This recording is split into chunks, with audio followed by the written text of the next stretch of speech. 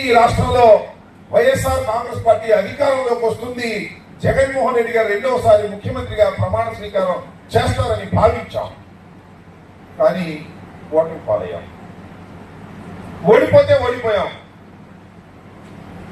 చాలా ఘోరంగా ఓడిపోయాం, ఒప్పుకోవాలి. కేవలం 11 సీట్లు మాత్రమే గెలుచుకున్నాం. 164 సీట్లు వారు గెలుచుకున్నారు. మన ఎవరికి అర్థం కాదా? ఏంటంటే బాబు మనకు 11 వచ్చినాయని మనకు అర్థం కాదా? మనకు అర్థం కాకపోతే అర్థం కాకపోయింది. వాళ్ళకు 164 సీట్లు వాళ్ళకి ఎందుకు వచ్చాయో వాళ్ళకే అర్థం కాదు. అంటే ఏం జరిగింది? ఇద్దరు ముగ్గురు కలవడంతో బలం పెరిగిందా, లేక మనకు తెలియని వ్యతిరేకత ఏమైనా ఉన్నదా, లేక ఏదైనా మాయ జరిగిందా అనేటువంటి అనుమానాలు కోపంలుగా మన మనసులో ఉన్నాయి. ఏది ఏమైనా ఓటమి పాలయ్యాం. ఈ రాష్ట్రంలో వైఎస్ఆర్ కాంగ్రెస్ పార్టీ అధికారంలోకి వస్తుంది. జగన్మోహన్ రెడ్డి గారు రెండవసారి ముఖ్యమంత్రిగా ప్రమాణ స్వీకారం చేస్తారని భావించాం. కానీ ఓటమి పాలయ్యాం. ఓడిపోతే ఓడిపోయాం, చాలా ఘోరంగా ఓడిపోయాం, ఒప్పుకోవాలి. కేవలం 11 సీట్లు మాత్రమే గెలుచుకున్నాం. 164 సీట్లు వారు గెలుచుకున్నారు.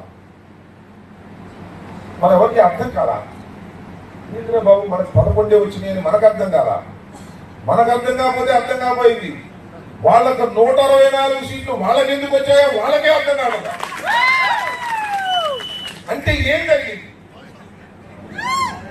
ఇద్దరు ముగ్గురు కలవడంతో బలం పెరిగిందా, లేక మనకు తెలియని వ్యతిరేకత ఏమైనా ఉన్నదా, లేక ఏదైనా మాయ జరిగిందా అనేటువంటి అనుమానాలు కోపంలుగా మన మనసులో ఉన్నాయి.